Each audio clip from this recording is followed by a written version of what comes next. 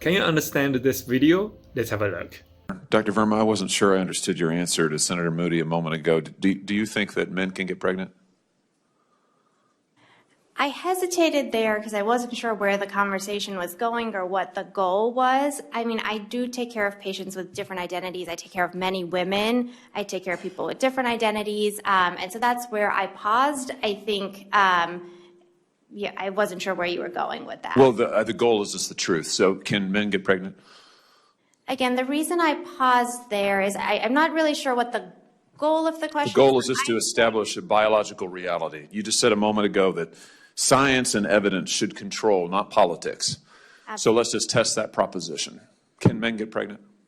I take care of people with many identities, but can men get pregnant? There are many women that can get pregnant. I do take care of people that don't identify as women. That Can men get pregnant? Again, as I'm saying, Let me just remind you what you testified to a moment ago. Science and evidence should control, not politics. So can men get pregnant? You're a doctor, I think. Science and evidence should guide medicine. Do science and evidence tell us that men can get pregnant? Biological men, can they get pregnant? I also think yes/no questions like this are a political tool. And no, yes/no questions are about the truth, doctor. Let's not make a mockery of this proceeding. This is about science and evidence, and I'm asking you. You know, the United States Supreme Court just heard arguments yesterday at great length on this question. This is not a hypothetical question. This is not theoretical. It affects real people in their real lives. And you're here as an expert, called by the other side as an expert, and you've been telling us that you follow, right, you're a doctor, and you follow the science and the evidence. So I just want to know, based on the science, can men get pregnant? That's a yes or no question. It really is, I think. I think you're trying to reduce the complexity of a lot. I'm not. I'm trying to get, it's not complex. I'm trying to get to an answer, and I'm trying to test, frankly, your veracity as a medical professional and as a scientist. Can men get pregnant? I think you're also conflating this is extraordinary. Male with no, I'm not conflating male and female. They're two different things. There's biological men and there's biological women. And I want to know, can men get pregnant? What you were talking about is biological. You're not going to answer my question. Biological males. This isn't hard, doctor. Can men get pregnant? Yes or no?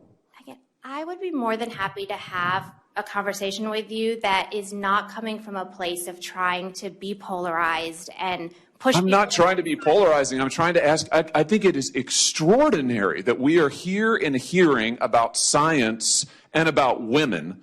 And for the record, it's women who get pregnant, not men. Are they doing governance or entertainment? The American people are really having a tough time, I think so.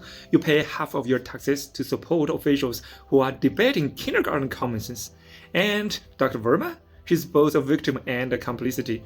Of course, she knows that men cannot get pregnant, yet she does not answer it openly. Guess who's forcing her to be so cautious?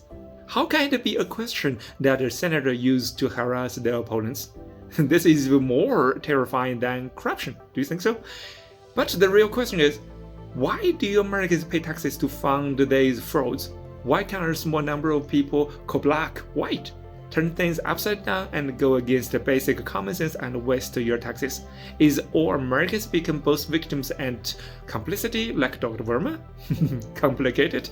It reminds me that Senator, I'm Singaporean. No,